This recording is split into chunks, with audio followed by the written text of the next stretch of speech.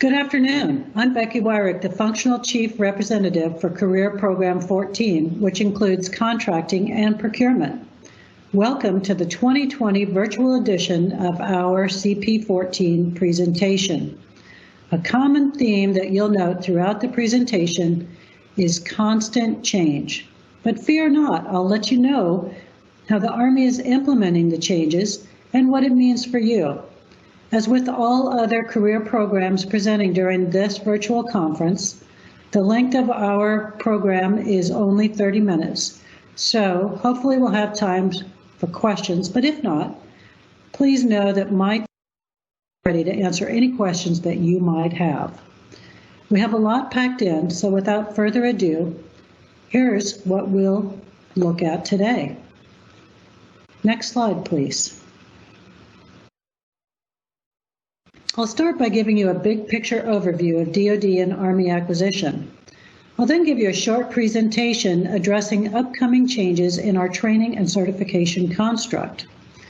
We'll follow that with a short explanation of the reorg of the career programs under a new organization called Army Civilian Career Management Activity. That reorg will take place on 1 October. Prior to concluding, I'll let you know some of the things that we're doing in CP14, very exciting things that are having a great impact on our workforce. Please note the quote at the bottom of the slide. Like the Chief of Staff, people are my #1 priority as well. You should know that with all the forthcoming changes at the strategic level throughout the department, you will remain our focus at the operational and tactical levels. Our Army's people are our greatest strength and our most important weapon system. And our goal is to continue to be highly trained and focus on our core competencies. In doing so, we have to place our people in positions where their innate talents are both recognized and better used, thereby making the Army more adaptable. That adaptability will be necessary to meet the intent reflected in the 2 September 2020 memo from the Honorable Ellen Lord, Undersecretary of Defense for Acquisition and Sustainment, entitled Back to Basics of the Defense Acquisition Workforce. I highly commend that you take a look at that if you haven't yet. Next slide, please. Ms. Lord's memo provides direction to improve the defense acquisition workforce's agility by streamlining our functional area framework and prioritizing limited training resources. The current acquisition career field structure will be streamlined from the current 14 down to 6 functional areas that represent the basics of acquisition and merit our highest investment priority given limited training and development resources. As you see on the right side of the chart, contracting remains as one of the functional areas. This is because contracting is so incredibly important to the Department of Defense. Please know, however, that these changes aren't happening immediately. Development and deployment of the framework will occur over the next 12 months. The intent today is to give you, the workforce, advance notice of upcoming attractions. The DoD is restructuring. That's big picture. Now let me show you how this affects the Army and what my team has been working on for the last year. Next slide, please. As I stated in the beginning, you're seeing a lot in the way of change.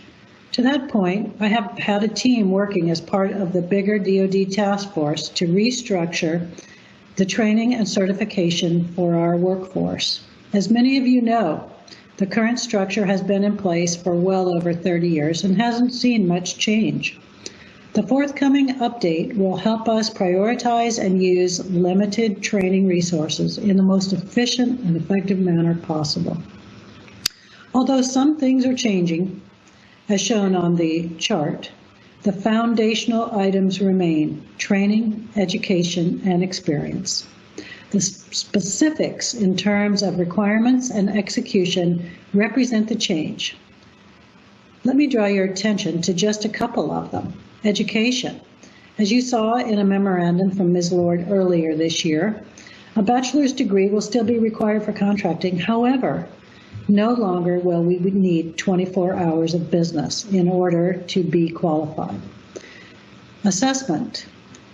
Once this change is enacted, there will be an assessment, a comprehensive exam that will verify the competency of our contracting professionals. Here's my team lead, Dustin Pitch, discussing some of the major points of where we're going in this regard. Dustin, over to you. Talk with me today. You are the team lead for the Education, Training, and Certification Group. What have you and your team been working on in the Developing People effort? Thank you, Renee. I'm glad to participate in this event, and I think this is a fantastic forum to spread the word on the changes that are coming in the training and certification realm. My team has spent the bulk of 2020 engaged on a DoD joint task force, including all the services and the fourth estate entities, to redesign the contracting certification structure. And what kind of progress has been made on this effort? Well, we've got a new certification structure that was presented to and approved by the DoD contracting senior procurement executives, as well as a new DoD contracting competency model that defines the competencies necessary for all DoD contracting professionals. What changes were made, and how will they affect the Army contracting enterprise? The most significant change is that contracting will be moving forward with a single level of certification, either certified or not certified. And this certification is intended to signify that an individual has achieved an initial readiness for a career in contracting.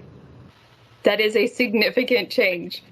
What led to the dropping of the 2 additional levels from the 3 model that most people are familiar with? The 3-level model really drove a focus or goal of the training towards achieving the certifications as opposed to training to attain competencies and be more proficient in one's job. So reducing those 2 additional levels of required training courses creates a structure where we can tailor training to the needs of the organization and potentially the individual. I think one thing that everyone on the DoD task force working this agreed on is that not all the contracting jobs are the same. Between components or services, commands, and often even from office to office, the training needs may be different. So once certification is achieved, what is the training plan from there? Well, after attaining a DoD contracting professional certification, the training would vary depending on organization and position through credentials, which would signify an individual's training plus validated experience in various areas, such as systems acquisition, contingency contracting, or advanced cost and pricing, to name a few of them. So one final question, and I'm sure you're getting this from everybody. What does this mean to the workforce that is already certified? Of course, Renee, this is the #1 question my team gets asked on this effort. And the answer is that folks who are currently certified will remain certified and will be considered to have met the standards of the new certification. There's going to be some more details being worked on the transition for those that are in process or in between certification levels. But as with past certification changes, there will be a shift. There will be a cutoff date for full transition. However, in general, this change is intended as a shift on how we are going forward to certify and develop the next generation of contracting professionals, and an aim to focus on career-long learning, whereas the old model really ceased after that level 3. So it sounds like a lot of changes are still on their way. And so we will continue to get updates from you and your team? Absolutely. And the goal we're working towards is to have this new structure in place by the beginning of FY22. So October 1st, 2021, changes are coming. Fantastic. Well, thanks so much for your time today. Appreciate it. Thanks a lot, Renee. Thank you, Dustin. Until recently, all career programs were individually and separately managed by their respective functional chief representative, in this case, the DASAP. As of 1 October, however, all career programs have come under a single organization, the ACMA.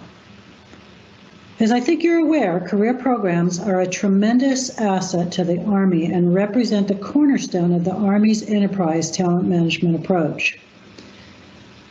Nestled under the Army People Strategy, the Civilian Implementation Plan directs career programs to play a more proactive and contributing role in talent management. To achieve this objective, Army civilian career programs have been restructured into a single ACMA organization. The intent is for the ACMA to reinvigorate the Army civilian development and talent management through a comprehensive, transparent, and inclusive effort in partnership with you all so that we can acquire, develop, employ, and retain the very best people possible within all of our Army civilians. Although the Army Career Program now falls under ACMA organization and ultimately report to the Director of CHARA, you should know that the Functional Career Manager, us, will still have a major role in the management of their respective program writ large. In addition to partnering with DoD Task Force regarding certification, and despite the above career management reorg, you should expect no drop-off in the level of support that you've received from my office to date. My office has created and refined resources and opportunities for the Army contracting personnel, that's you, to continue your development and showcase the great work that you've accomplished in the last few years. Next slide, please. Here are but a few of those resources and opportunity. Procurement.army.mil. So excited. We reimagined PAM, and it is a CAC-enabled interactive knowledge management portal. It serves as the Army's consolidated go-to source for all things Army procurement. We reimagined it. Our team has done a phenomenally rolled out Compass. Provides the Federal Acquisition Regulation, templates, tools for our contracting professionals. If you haven't had a chance to see it lately, I recommend that you go look at it. It is really amazing. We also recently evaluated and selected several contracting professionals for some of the following programs. The George Washington University Masters of Study in Law is our acquisition executives initiative to try to bring some really great opportunities to our workforce. In addition, the University of Maryland Global Campus offering degrees or certificates in Foundations of Business Analytics, which, as all of you know, is the future, and Project Management. In addition to those, we also have absolutely fantastic Army programs in CEDM and EDM. CEDM, as you know, is for our GS 14s and 15s, or NH4s, and EDM is for our GS 12s and 13s. If you haven't checked out these programs, please do. Great opportunities to develop and learn and network and keep extending your professional work life. Now, not only are we growing and developing our acquisition workforce personnel, we are also recognizing many of the absolutely astonishing and amazing things that our workforce is doing through our Secretary of the Army Awards and Excellence in Contracting program. We recognize many of our professionals, and although we know that there are many, many more who are doing amazing things, at this annual event, we do get to recognize a few of our great people. Collectively, all of these things help us recruit, grow, and develop a well-rounded, experienced, and professional workforce. We're counting on you to take advantage of these offerings. Please reach out to your talent management chain and mine to take advantage of these opportunities. Next slide, please. Prior to concluding, I know that you probably have many questions that we haven't been able to address today. Please raise your hand or send a chat. However, to the extent possible, you are always welcome to reach out to our points of contact on our staff. They will be able to answer any questions that you have. Toward that end, I've given you the names and phone numbers of our folks. Please feel free anytime to reach out to them. Everything we do, every acquisition we make supports the warfighter, from the battlefield to the home front. To make our mission, both domestically and globally, we have over 8,000 contracting professionals with a mix of both military and civilian personnel. Our team is professionally certified, highly educated, and directly supports our Army's mission every single day. Our professionals partner with academics, joint partners, other agencies, industry, and many, many more people. As a testament to our contracting workforce and the multitude of projects, my amazing team put together a video to highlight just a few of what we do and to answer the bigger question of what is Army contracting. Please roll that video. I am Bruce Jetty, the Assistant Secretary of the Army for Acquisition, Logistics, and Technology, and I'm proud to serve as the Senior Procurement Executive.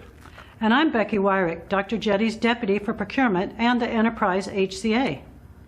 Together, we oversee a dedicated contracting enterprise comprised of both military and civilian professionals. This includes contracting officers and specialists, business advisors, and pricers. People are our most valuable asset and central to the success of the Army. Our goal is to grow tomorrow's leaders to help the Army fulfill its mission to fight and win our nation's wars. The Army Contracting Enterprise has been a fundamental part of every Army program since their inception. If a soldier wears it, shoots it, flies it, or an Army family benefits from it, Army Contracting bought it. Not only that, but we protect the government and taxpayers' interests by ensuring value in every single procurement. I'm very proud to be a part of this great Army contracting enterprise made possible because of the exceptional talent of our workforce. I think it's important to highlight what the contracting enterprise is doing to support the Army's mission. We have a vast community of talented contracting professionals who are doing amazing work. What you are about to see are a few examples of high-impact projects providing capability to our soldiers, civilians, and the nation. Army Contracting, we deliver.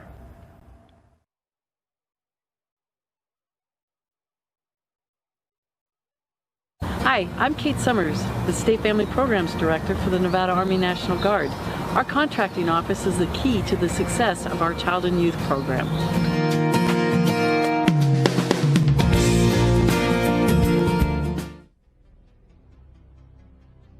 Hello, my name is Lisa Yamakawa with the Army Contracting Command at Aberdeen Proving Ground. I'm an agreements officer, and I awarded the prototype agreement for IVAS, the Integrated Visual Augmentation System. Hi, I'm Jackie Llewellyn, and I'm the contracting officer for the Stryker production negotiation team at ACC Detroit Arsenal. The team was also led by Jeff Simonis, Shannon Jewell, Tom Phillips, Keith Schaefer, Darla Tremblay, and several others. On June 10th, we awarded a $2.5 billion contract to GD with unit pricing below that of the prior contract, thereby increasing buying power for PMSPCT to procure at least an additional 26 Stryker DVH A1 ECP vehicles. I'm Jessica Ely. And I'm James Bedsall. Together, we rapidly awarded 2 long-range hypersonic weapon prototype OTA agreements, supporting the Army's top modernization priority and the growth of a new U.S. hypersonics industrial base. Hi, my name is Johnny Irby, and I'm the PAC-3 Production Branch Chief at ACC RSA. My outstanding team awarded over 1,500 MSE missiles within a 60-day time frame. Hi, my name is Benjamin Camp, and I work at the 409th CSB as a contracting officer. I awarded an IDIQ contract for perimeter security, access control, and canine bomb detection services for all Army installations throughout Germany. Hi, this is Nick Emanuel, Contracting Officer with the U.S. Army Corps of Engineers, New York District. I help procure 4 fully functional alternate care facilities in response to the COVID-19 pandemic. We stand ready for this and future disasters, building strong SAIs. Hi, I'm Sergeant First Class Mary Shoulders, assigned to the 928th Contracting Battalion, RCO Bavaria. And I'm Andrea Schottenhammel. I'm the contracting officer for this requirement, hand washing station. This is to protect all our soldiers and members of the USAG Bavaria against COVID-19. Hi, I'm Ruth Ann Hayter, Chief of Contracting, Walla Walla District, U.S. Army Corps of Engineers. I'm Hillary Morgan, Contracting Officer and Specialist. This is the powerhouse at the McNary Lock and Dam in Umatilla, Oregon. These generator units produce clean, renewable power, providing electricity to over 200,000 households in the Pacific Northwest. We awarded a $321 million construction contract for the design, manufacture, and installation of 14 new turbines for these hydropower generators, ensuring that they continue to operate efficiently for years to come.